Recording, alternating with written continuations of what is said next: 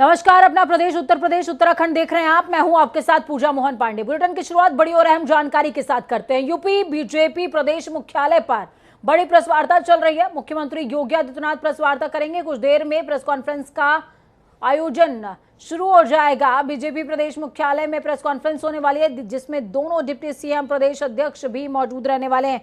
बड़ी खबर, अहम जानकारी आपको दे रहे हैं। लखनऊ से है बड़ी खबर, जहां पर दोनों डिप्टी सीएम और सीएम भी मौजूद होंगे। आप तस्वीरें देख रहे हैं, तैयारियों की ये तस्वीरें हैं। और अब से कुछ ही देर के बाद ये जो कुर्सियां आपको खाली नजर आ रही हैं, इसमें सीएम, डिप्टी सीएम, प्रदेश अध्यक्ष, तमाम लोग बैठे हुए भी नजर आएंगे। चलिए ग्राउंड जीरो का रुख करते हैं। अनूप हमारे साथ में जुड़े हुए हैं। अनूप, किस मुद्दे के मद्देनजर ये प्रेस कॉन्फ्रेंस होने जा रही है?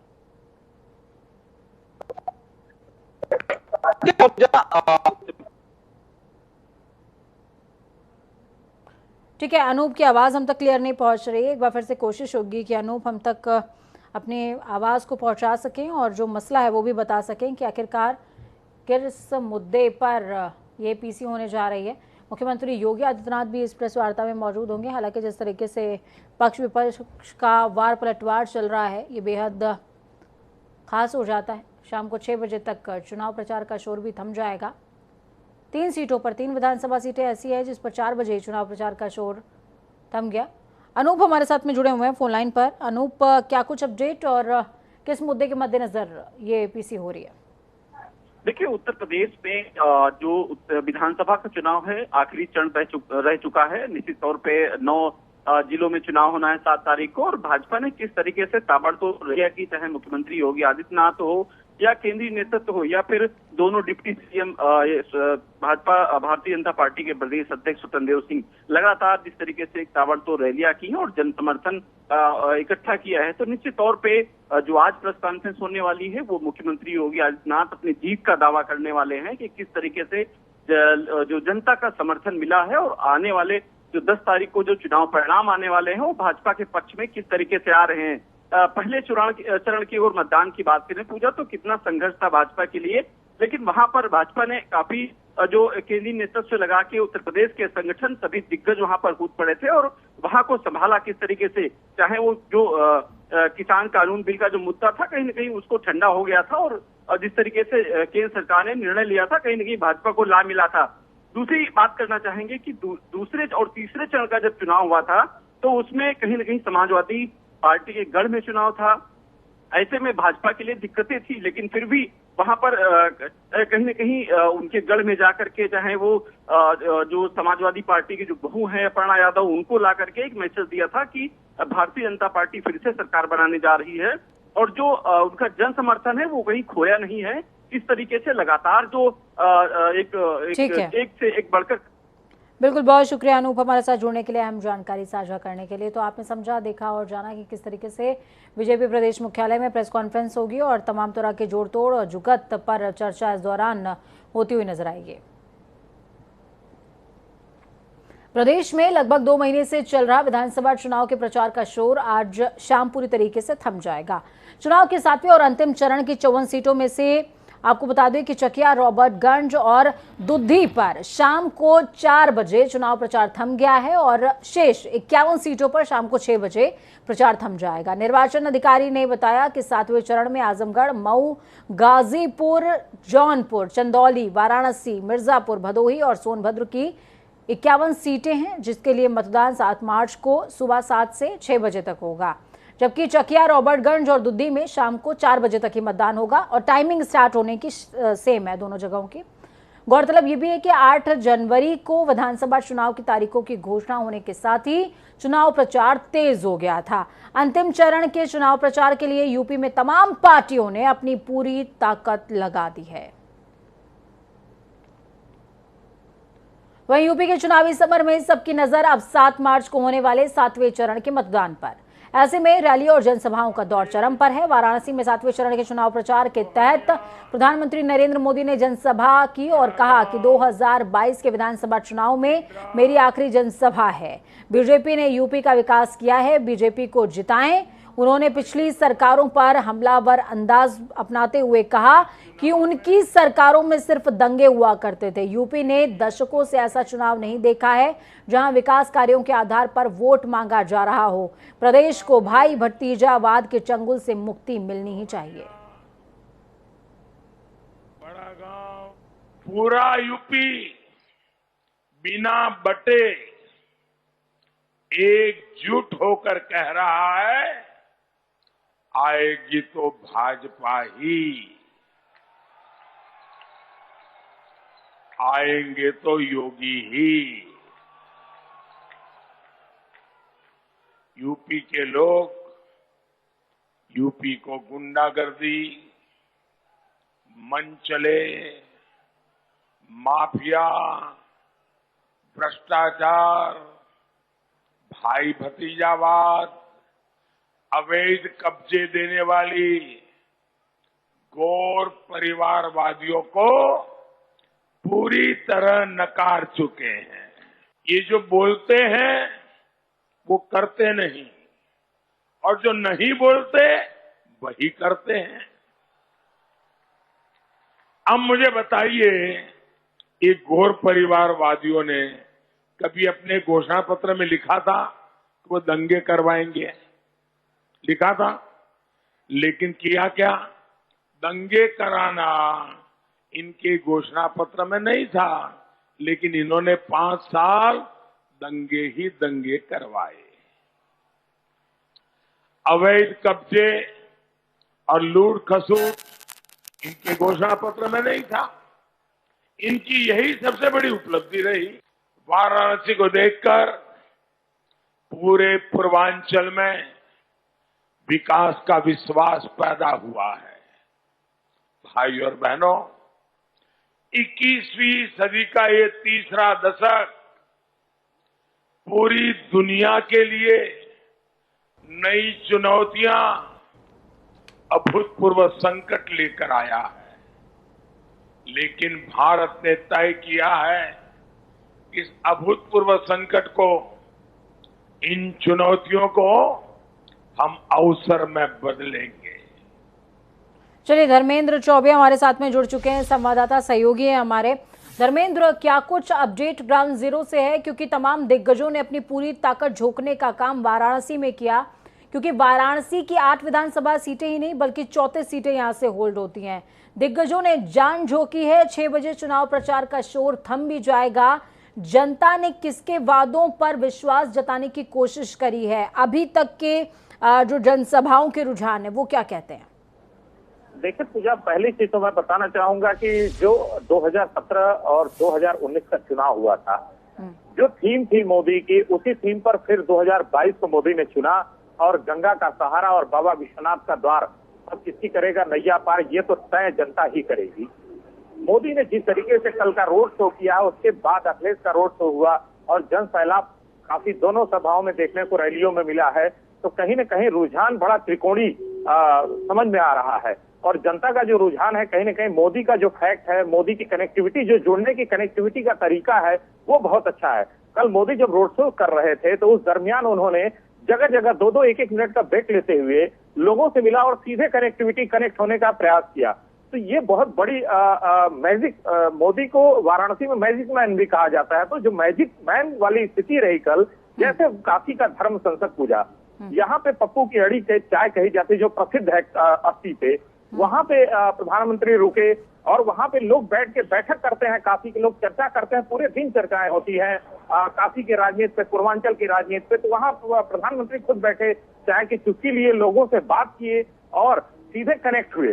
तो जो कनेक्ट का जोड़ है मोदी का, उसका कोई तोड़ नहीं है। और कहीं न कहीं काशी नहीं, पूर्वांचल में जो मोदी का चेहरा देखा जाता है, और मोदी 2014 और 2019 के बाद से लगातार प्रधानमंत्री के ही चेहरे पे जितनी विजय मिली है बीजेपी को, वो प्रधानमंत्री ही उसका श्रेय है।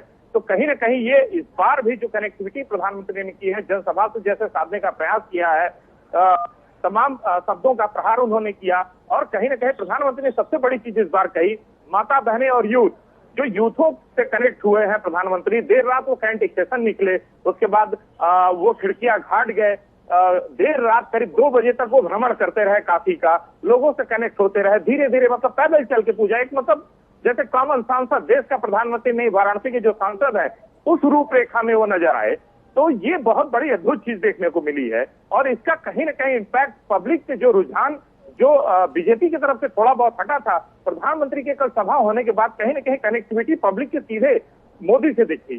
तो इसका ठीक है धर्मेंद्र, मैं आपसे ये भी समझना चाहूंगी, जिस तरीके से आप तमाम तरह की बातें कह रहे हैं, लेकिन जब ग्राउंड की बात की जाए, ग्राउंड पर जो निषाद समुदाय है, राजभर समुदाय है, वो उतना ज्यादा इस बार बीजेपी से कनेक्टेड नजर नहीं आता है। क्या उनको भी कन्विंस करने में कारगर रहे हैं प्रधानमंत्री? बिल्कुल पूजा, मैं वही चीज बताना चाह रहा था आपको। विश्वनाथ मंदिर में जब प्रधानमंत्री गए तो निषाद समाज के लोग थे वहां पे, उनका अभिवादन किया और डमरू निनाद करके फिर वो कॉरिडोर का भ्रमण करते हुए ललिता घाट तक पहुंचे। वहां पे लोगों से, जो माझी समाज के लोग हैं, उनसे कनेक्ट हुए। और राजभर समुदाय, कहीं ना कहीं अनिल राजभर जो बीजेपी के चेहरे हैं, बड़े चेहरा माना जाता है, क्योंकि ओम प्रकाश के बाद बीजेपी का जो चेहरा है अनिल का है, तो कहीं ना कहीं अनिल का भी फैक्ट है। पूर्वांचल में खासा तौर पे ओम प्रकाश राजभर का जो फैक्ट देखा जाता है वो मऊ गाजीपुर के लिए ही साबित होता है सक्रिय, लेकिन जो वाराणसी और वाराणसी के आसपास के जिले, ये यहाँ अनिल का फैक्ट काफी राजभर समुदाय में रहता है। और प्रधानमंत्री इन दोनों जातियों से कनेक्ट होने के सीधे तौर पे जिस तरीके से वो कल रोड शो किए, सीधे कनेक्ट हुए, तो इसका बड़ा असर और स्पेशली इन दोनों समुदायों से कनेक्शन ये बताता भी है कि कहीं ना कहीं जो बीजेपी से इनकी खफा होने की खबरें हैं वो बीजेपी तक पहुंची भी होंगी, आला कमान तक पहुंची भी होंगी। बहुत शुक्रिया धर्मेंद्र हमारे साथ जुड़ने के लिए, अहम जानकारी ग्राउंड जीरो से साझा करने के लिए। 7वें चरण में चुनाव प्रचार के अंतिम दिन मुख्यमंत्री योगी आदित्यनाथ ने भदोही में सपा बसपा पर तीखा हमला बोला। कोरोना काल में मुफ्त राशन, मुफ्त वैक्सीन की याद दिलाते हुए कहा कि सपा बसपा की सरकार होती तो ये वैक्सीन बाजारों में ब्लैक हो रही होती है, गरीबों आदिवासियों का राशन ये लोग खुद खा जाते थे। कोरोना कालखंड में प्रधानमंत्री मोदी जी के नेतृत्व में फ्री टेस्ट, फ्री उपचार, फ्री वैक्सीन और सबको वैक्सीन। कितने लोगों ने वैक्सीन ले ली है? वैक्सीन का कोई पैसा तो नहीं लग रहा है, ये सब फ्री में मिला है ना। नोट करना कि अगर सपा बसपा की सरकार होती भाइयों बहनों, ये वैक्सीन बाजार में ब्लैक हो जाती, गरीब को नहीं मिलती। हमारा नौजवान जो हमारी ऊर्जा और प्रतिभा का प्रतीक है, 5 साल के अंदर 5 लाख नौजवानों को नौकरी दी, 2 करोड़ नौजवानों को रोजगार और स्वतः रोजगार के साथ जोड़ा गया। वर्तमान में 1 करोड़ नौजवान को टैबलेट और स्मार्टफोन देने का काम हम कर रहे हैं। भाइयों बहनों, सपा बसपा ने इसकी शिकायत की है चुनाव आयोग को। हमने तय किया है कि कितनी भी शिकायत करेंगे, 10 मार्च के बाद अगले 5 साल के अंदर 2 करोड़ नौजवानों को टैबलेट स्मार्टफोन देंगे और डिजिटल एक्सेस भी फ्री में देंगे। अगले 5 साल के अंदर हर परिवार के एक सदस्य को नौकरी, रोजगार अथवा स्वतः रोजगार के साथ जोड़ने का काम भी सरकार करेगी। भाइयों बहनों, वृद्धजनों, विधवा महिलाओं और दिव्यांग जनों की पेंशन की राशि समाजवादी पार्टी की सरकार ने रोक दिया था। 300 रुपए पेंशन मिलती थी उनको, हमने उस राशि को बढ़ा करके 12,000 रुपए सालाना किया है। और हमारा प्रयास है अगले 5 साल के अंदर इस राशि को 12,000 से बढ़ा करके 18,000 रुपए सालाना मिलनी चाहिए। उनके समय में विकास नहीं होते थे, दंगे होते थे, अराजकता फैलती थी, गुंडागर्दी फैलती थी, विकास की योजनाओं में डकैती पड़ती थी, गरीब को राशन नहीं मिलता था, गांवों को बिजली नहीं मिलती थी, हर व्यक्ति परेशान रहता था। लेकिन भारतीय जनता पार्टी की डबल इंजन की सरकार ने अपने कार्यक्रमों को जिस मजबूती के साथ आगे बढ़ाने का काम किया है, आज वह किसी से छुपा हुआ नहीं है। और इसीलिए आज आपके सामने आ रहा हूं जब मैं सपा के नेताओं से कहता हूं क्या विकास तुमने कराया है, तो भाइयों बहनों बहस करते हैं, कहते हैं हमने विकास किया। मैंने कहा बताओ विकास क्या है तुम्हारा। तो चलिए खबरों में आगे बढ़ेंगे, बात उत्तराखंड की करेंगे। कॉर्बेट टाइगर रिजर्व में जिप्सियों का संचालन होता है, उनका परमिट संभागीय परिवहन विभाग हल्द्वानी की ओर से आरटीओ की मीटिंग में स्वीकृत किया जाता है। आज जिप्सी मालिकों ने कॉर्बेट के बाहर धरना प्रदर्शन करते हुए कहा कि हमारे द्वारा विगत कई वर्षों से संबंधित विभाग में परमिट को लेकर अप्लाई किया गया था, जो कि पिछले वर्ष आरटीओ की मीटिंग में स्वीकृत भी किए गए थे, जिनमें से लगभग 10 से 12 लोग की ओर से जिप्सी को क्रय करते हुए स्वीकृत परमिट कॉर्बेट पार्क में भ्रमण के लिए गए थे। तत्पश्चात से ही जिप्सियों का पंजीकरण नहीं किया जा रहा है, जिसे लेकर काफी परेशानियां हो रही हैं। रुड़की में बिल वसूली को लेकर ऊर्जा निगम बेहद सख्त नजर आ रहा है। 5000 से ऊपर वाले बिल जमा न करने वाले बकायेदारों के कनेक्शन काटे जा रहे हैं। ऊर्जा निगम के अधिकारियों का दावा है कि जो उन्हें करोड़ों का टारगेट मिला है उसे वो मार्च महीने में जरूर पूरा कर लेंगे। गौरतलब ये भी है कि विद्युत वितरण खंड रामनगर में इंडस्ट्री एरिया में साथ साथ कई उद्योग, लघु उद्योगों में भी जिन पर ऊर्जा निगम के करोड़ों के बिल बकाया हैं। इतने ही नहीं, बिल उपभोक्ताओं पर भी करोड़ों के बिल का भुगतान है, जिसके लिए ऊर्जा निगम के अधिकारी बेहद सख्त नजर आ रहे हैं।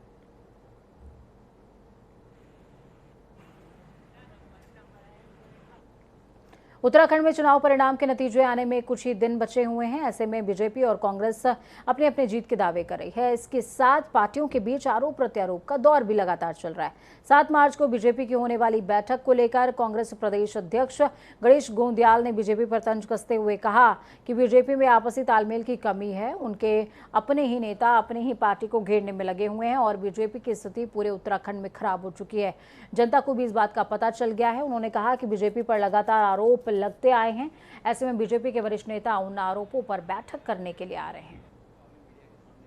भारतीय जनता पार्टी की 7 तारीख को होने वाली जो प्रस्तावित बैठक है, मैं उसके बारे में इतना कह सकता हूं कि सूत न कपास जुलाहों में लट्ठम लट्ठ। जो परिणाम आने वाले हैं वो परिणाम भारतीय जनता पार्टी के पैरों के पीछे की जमीन खिसकाने वाले हैं। और ऐसे में जो आरोप लग रहे हैं उन आरोपों का चीरफाड़ करने के लिए, उन आरोपों पर बातचीत करने के लिए उन्होंने बैठक बुलाई होगी, ऐसा मुझे लगता है। पहला कोई पार्टी है, राजनीतिक दल है, तो बैठक बुलाए, जो करें हमें उससे कोई नहीं। हल्द्वानी का राजकीय मेडिकल कॉलेज रैगिंग को लेकर एक बार फिर से सुर्खियों में है। इस बार मेडिकल कॉलेज के छात्रों को सिर गंजा करके घुमाया गया है, जिसका वीडियो अब सोशल मीडिया पर वायरल होने लगा है। मेडिकल कॉलेज में पढ़ने वाले छात्र पीठ में बैग लेकर लाइन में चलते हुए दिखाई दे रहे हैं, जिसमें छात्रों ने अपना सर मुंडवाया हुआ है। सभी छात्रों के बाल कटे हुए हैं। इनमें से कुछ छात्र ऐसे हैं जिन्होंने एप्रन पहना हुआ है। मामला सामने आने के बाद मेडिकल कॉलेज प्रशासन में हड़कंप मच गया, क्योंकि मेडिकल कॉलेज में पहले भी कई बार रैगिंग की घटनाएं हो चुकी हैं। वहीं इस मामले में सिटी मजिस्ट्रेट का कहना है कि ये मामला उनके संज्ञान में आया है। इस मामले में वो मेडिकल कॉलेज के प्राचार्य से बात करेंगे। वक्त यहाँ पर छोटे से ब्रेक का। ब्रेक के उस पार खबरों का सफर लगातार जारी रहेगा। बने रहिए जनता टीवी के साथ, क्योंकि हमें आपकी ताकत, अपना और अपनों का बहुत ख्याल रखें। नमस्कार।